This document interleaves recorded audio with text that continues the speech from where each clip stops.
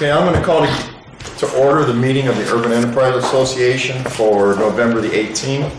It is 6:03 and we have a quorum.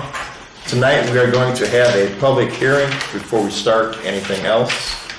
And what it is Mr. Gillen from Solaire is here to talk about a waiver for a non-compliance. So, you want to go ahead and fill us in? Sure. Thank you for taking the time. Solaire is requesting a waiver of non-compliance for the form and paperwork that we had filed with the IEDC for 2017, 2018, and 2019, and 2016 in there as well. We had filed the form with the state, and my understanding is we had inadvertently not filed the hard copies with the auditor and or assessor. We've now gotten the appropriate forms completed and filed with the auditor and assessor, as well as the state and the urban enterprise zone. So we're requesting the waiver so that we can proceed forward in the remaining 6 years of the 10-year cycle. And I just want to clarify that by not filing with the auditor's office, they denied the deduction for the investment expense. So you were disallowed the investment deduction. Correct. Thank you. And I see that the assessor's office has signed everything. So, this is unlike the last, was it Sandin? Yeah. It's not like Sandin, who just decided they didn't want to partake any longer. So they did try to file, they did file with the state. It was just an error in spreading the word. So that's what we've got tonight. Do I have any comments from the board? Any opinions? So what exactly does our waiver do? If we grant a waiver of non-compliance, what actually happens? Okay, my understanding is if we are granted the waiver, it allows us to continue to file this and to achieve the deduction in the future years. It does not do anything retroactively to the years that we missed. It doesn't resolve anything from the past years. It's just going forward for, what did you say it was, 6 years? It would be 6 more years. 6 more years. Yeah. So, and like I say, it wasn't that they didn't try to get everything filed, like Sandin didn't. They actually did try, and it just got lost in the shuffle. So also, unlike Sandin, there's no, you're not operating with tax abatement through the city right now, or are you? Correct. That's my understanding. I believe we've gotten a tax abatement for the new building expansion that we've just undertaken for real property. This is specific to personal property. Anyone else? So you're just doing a big, I mean, you're putting a lot of machinery and equipment in and providing jobs for our people here in LaPorte, Michigan City. Yes, we're expanding our capacity and ability to meet our customers' needs. It's the building expansion, obviously a building, but a lot of machining equipment inside the building to allow us to expand our capacity and employment as well. Potentially higher. And actually, it's not about how, because Solaire's always been a big, part of Michigan City. A big employer. They've always, treated our people right. But it's not just about the fact that they're a big company in Michigan City. It's about, they did try. They tried to follow the rules. It just got lost. So, and to me, that's whether you're a $1 million company or a $100 million company. The size of your company shouldn't matter as long as you're trying to follow the rules. So, anyone else? So everything's in place, that this won't happen again? Yes, it is. Okay. I got a hunch with Mr. Gillen, we can believe that. I got a question that's not really pertinent to this issue, but Sure. the articles I've read said you anticipate hiring 30 employees. Yes, I believe that's. How many would be direct employees? You contract out a lot of labor also, don't you? We do have some yes, temporary workers through, like Kelly staffing and so forth. Are those 30 employees going to be direct hires? The intent That's your is intent? for the employees to be permanent employees.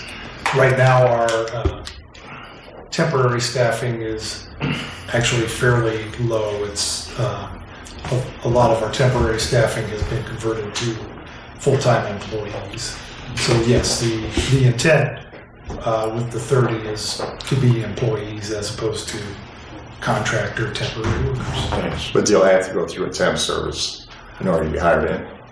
No, not necessarily. I think that's what Dave was Yeah, asking. generally, we utilize the temporary staffing for seasonality to pick up where we have maybe a higher production volume in the summer. We'll pick up temporary workers where we need them for a short period of time, but the intent is the entire production level is going to increase year-round, therefore we would want to have full-time employees. Okay. Do we have any more questions? Do we have any questions from the You know, audience? Do we have any public comments? Any public comments?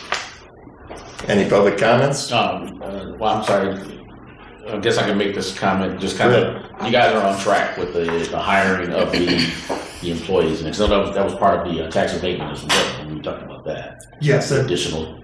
that is a requirement of the tax abatement that we actually do hire at, I think I forget the exact number, but roughly 30 people. Is there a clawback if you don't meet that goal? We can take back the tax abatement. We're going to get tax abatement. 100%? back. Yeah, I don't know, I personally don't know all the details of the tax abatement, but my understanding is that yes, if we do not meet the requirement, we don't get the abatement. Yes. I think you guys have another comment. I think you guys, the intent was you're consolidating a lot of your like you're bringing things you do, like we paint something somewhere else and you're actually going to do it on site now and machine on site, bringing things that are farmed out back. So therefore being able to hire more people to do these jobs, if you will, to here rather than somewhere sending things away. Yes, that is part of the long-term philosophy. That's kind of the goal of the expansions and the new things, just from things I know about. Okay, we'll try again. Any more comments? It's all good, Mr. Danny. It's all good. I'm good now. Skylar? No, I'm good. Nothing else swimming around. Esther? I'm good. Esther? Okay, hearing no more comments and no public comments, Mr. Gilling, thank you for your time. We have a meeting tonight after this, and public comments are closed, or public hearing is closed. So we will have our meeting tonight, and we will be able to give you an answer. Okay, once again, thank you, appreciate your time and You're efforts, welcome. and look forward to hearing. Thank you. Very good. much. Thank you.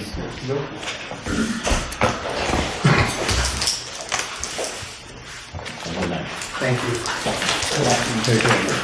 Thank you. Okay, under regular business.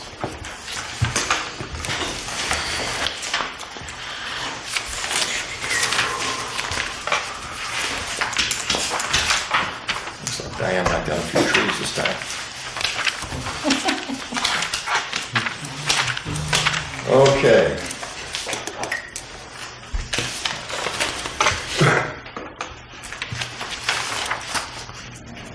Do I have an approval of, have you all had a chance to read the minutes from October?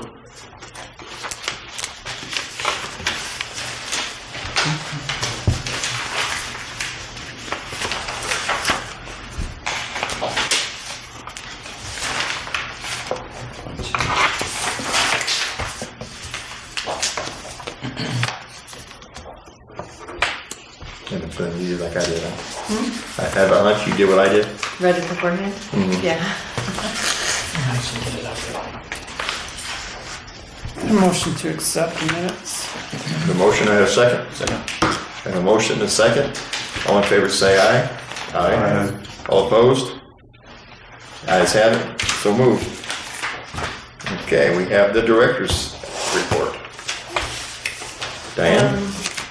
Okay, well, this month, I filed the tax return, which is available in my office for anyone to view, but the president has signed it and it's off. Other than meeting a little bit with Solaire and redoing the, if you recall, from our last minutes, or from our last board meeting, we decided to do away with the equipment piece of the grants. So I updated the grant for that, which really just goes to the end of the year. And then Clarence will be doing a presentation on that training seminar next month.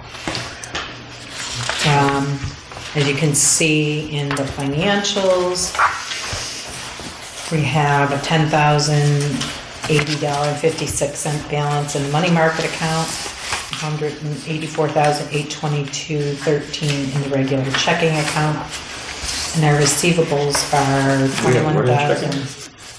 What do we have in check? 184. Since it's What do I? Oh, I'm reading the wrong one. I'm sorry.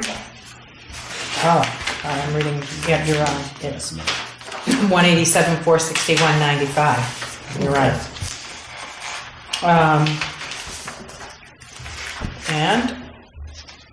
But the receivables are 21,981.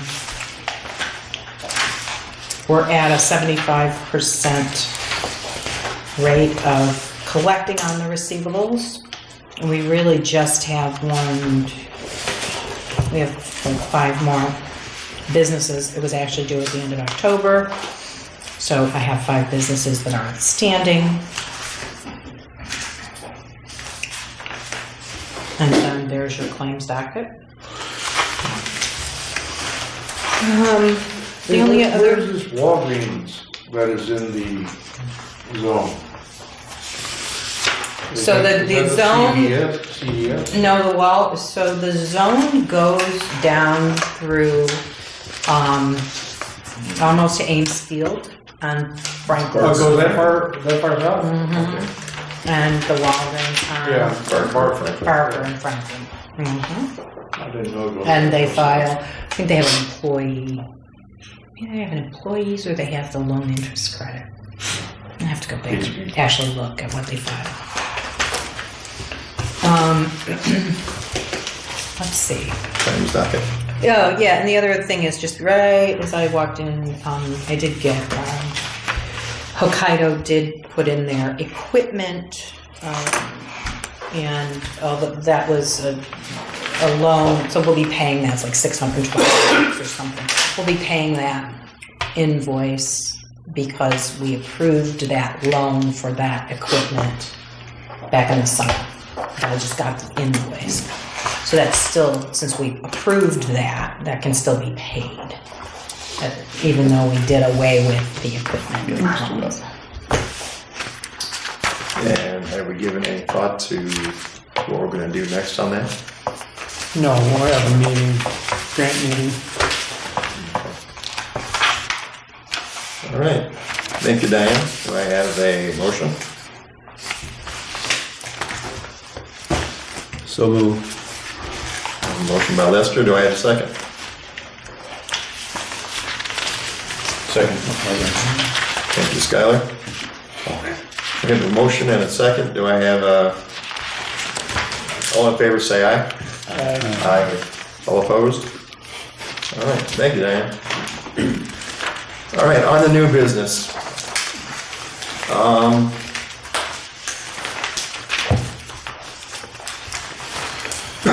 What is the board's feeling on Solaire's situation? Do we grant them the waiver?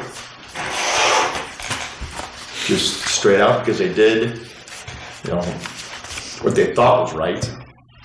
Again, it's not like the other one was. I thought, didn't he say it was because of the Hitachi purchasing them that things kind of got, Right. yeah. Well, that, and they did file down state. They thought that was all they had to do. They didn't realize they had to file 3 other places. Oh, yeah. So, and personally, I think that's kind of crazy anyway. I mean, the state should have notified the different agencies and didn't. Yeah, that's my opinion on it.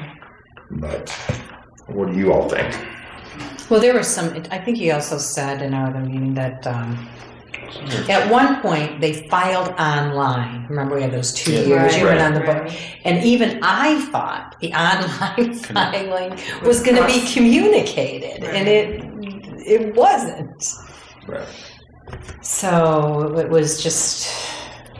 So they're the only ones that done this online for them? Because did anybody else do this online? You had to do it online. Okay. I was under the impression you had to do it online. That's okay. But I was just saying, if it didn't work for them online, and then others did it, and it did work. That's what they just didn't. They had thought that was the beginning too. That was the beginning. Don't forget, they just started in 16, pay 17, and that was when I think they started the first. That was the first year because we've actually since done away with the online. There's been some leadership down in Indianapolis that's changed over too, but I think it was just a kind of a comedy of just errors that just. What you're asking is, did anybody else on the list run into the same issue? Yeah, run into the same issue. Yeah. Not that anybody's brought to us. No, but I don't think they were first-time filers either. It's a pretty steady group of filers. So what do we think about Solaire?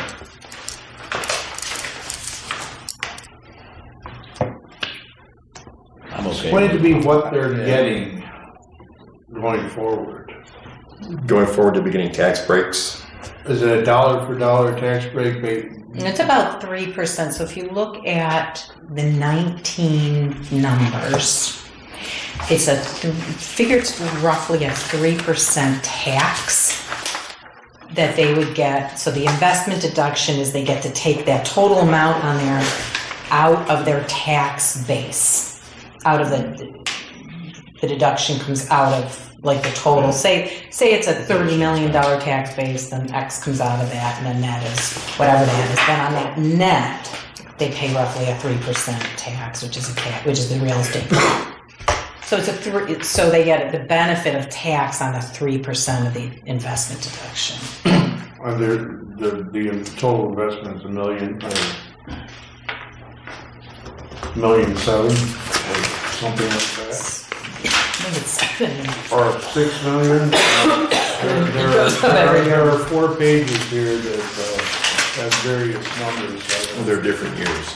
They're different years. They increase every year. So you gotta look at the 19. Yeah. That's the most. So, and they don't really get 100%, they get 100% break on the tax, but then 20% is a fee to the local urban enterprise association, and then the 1% goes to downstate Indiana, which they've actually already paid for the past 3 years. So they paid that 1% administration fee. If they if they don't go through us, could they go through a different tax abatement program?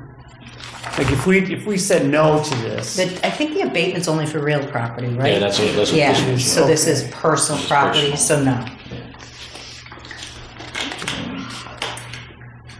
Just to be the machinery inside and things like that, as opposed to the building and the property. And if you look at those years, I mean, definitely there's a huge increase in what they're and what they're spending in our city.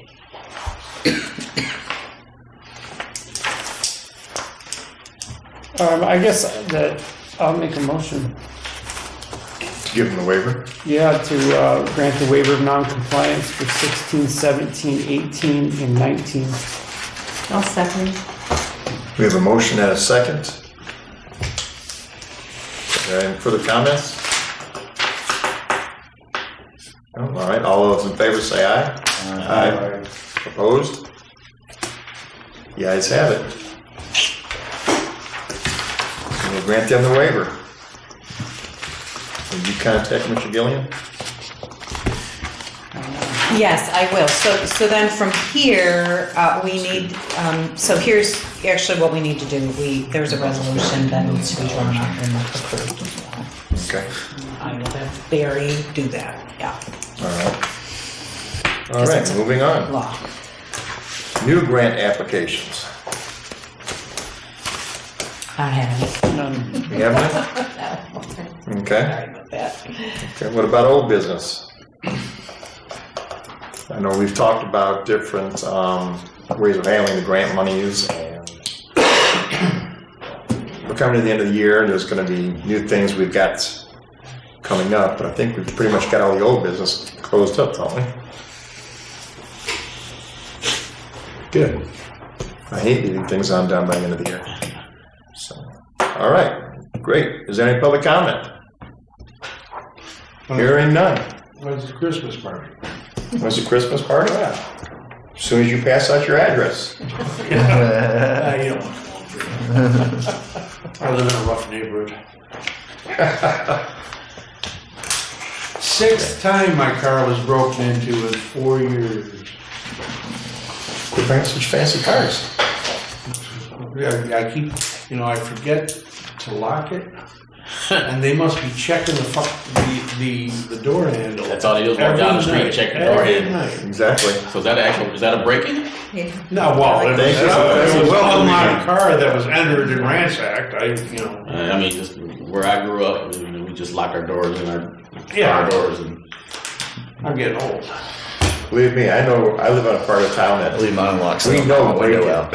and that's when the glass comes Don't out lock the the window. window out. So, all right. Hearing nothing more, do I have a motion? Motion to adjourn. I have a second. support that. I have a motion and a support. All in favor? Aye. All opposed? Thank you all for coming, and have a good Thanksgiving, everybody. Sky swing around.